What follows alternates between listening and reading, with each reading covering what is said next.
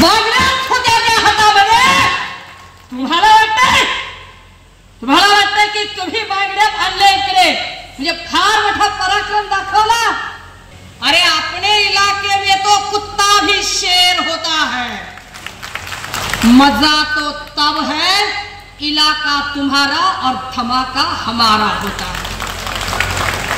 किती फ्रस्ट्रेशन असावं की ज्यांना आली मतांची कडकी आणि महाविकास आघाडीमुळे ज्यांच्या उरात भरली धडकी त्यांना आता वाटते बहीण माझी लाडकी. बांगड्या होत्या त्या हातामध्ये. तुम्हाला वाटतंय की तुम्ही बांगड्या आणल्या इकडे म्हणजे फार मोठा पराक्रम दाखवला. अरे दादा हो, कुणाला नाटक शिकवताय? अख्ख्या मराठवाड्यात ज्या राज ठाकरेंना फिरायला लोकांनी जागा ठेवली नाही, जाल तिथे नाकेबंदी केली, तुम्हाला तुमचा दौरा गुंडाळावा लागला. ज्या एकनाथ शिंदेंना एकीकडे तुम्ही बहीण माझी लाडकी म्हणता ना आणि बहिणीच्या हातातल्या बांगड्यांना कमी समजता, म्हणजे तुमचं प्रेम वेगळी आहे, म्हणजे तुम्ही बहिणींचा सन्मान करत नाही आणि तुम्ही बांगड्यांचा हॉलच्या बाहेर नाटक करता. आणि तुम्हाला असं वाटतं की असं नाटक केल्यावर आम्ही फार विचलित होऊ किंवा आम्हाला अजिबात नाही.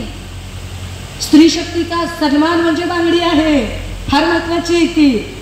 इथल्या तमाम स्त्रियांनी ज्या मनगटांनी हा संसाराचा गाडाही ओढला, इथल्या तमाम स्त्रियांनी आपल्या पुरुषांच्या सोबत, भावासोबत, बापासोबत, आपल्या जोडीदारासोबत अख्खं घर चालवण्यासाठी प्रयत्न केले. त्यांच्या हातातली बांगडी ही कमालीची सन्माननीयच आहे, फार सन्माननीय आहे. पण मुद्दा असा आहे की ज्यांनी हे नाटक केलं हॉलच्या बाहेर त्या सगळ्यांना मला प्रश्न पडतो कधी कधी, मग मराठवाड्यात काय झालं होतं, तुम्हाला विदर्भात काय झालं होतं, ठाण्यात बरं आठवलं. ठाण्यात तुम्ही तुमच्या कंट्रोल सिच्युएशन मध्ये जिथे एकनाथ शिंदेची तुम्हाला मदत मिळू शकते, म्हणजे एक उपकंत्राटदार फ्रस्ट्रेट होतो आणि मुख्य कंत्राटदाराकडे तक्रार करतो.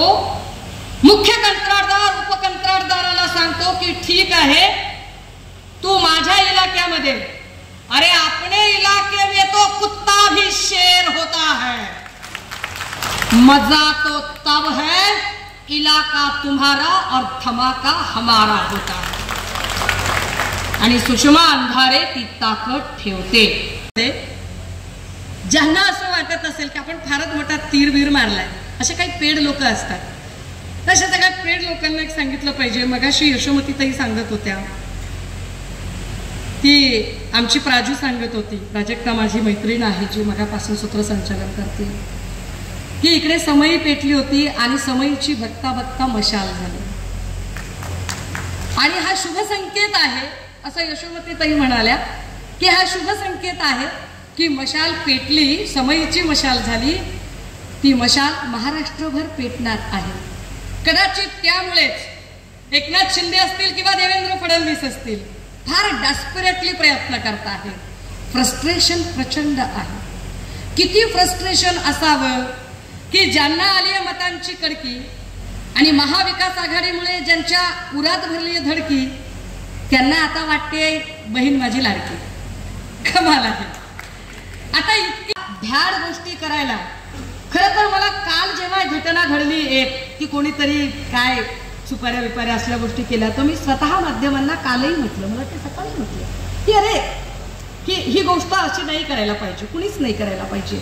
आपण मुद्द्यांचा वाद मुद्द्यांनी केला पाहिजे, प्रतिवाद केला पाहिजे. मग मला आज माध्यम विचारायला लागले, संदीप देशपांडे असं म्हणले तसं म्हणले. कोण संदीप देशपांडे? कोण संदीप देशपांडे?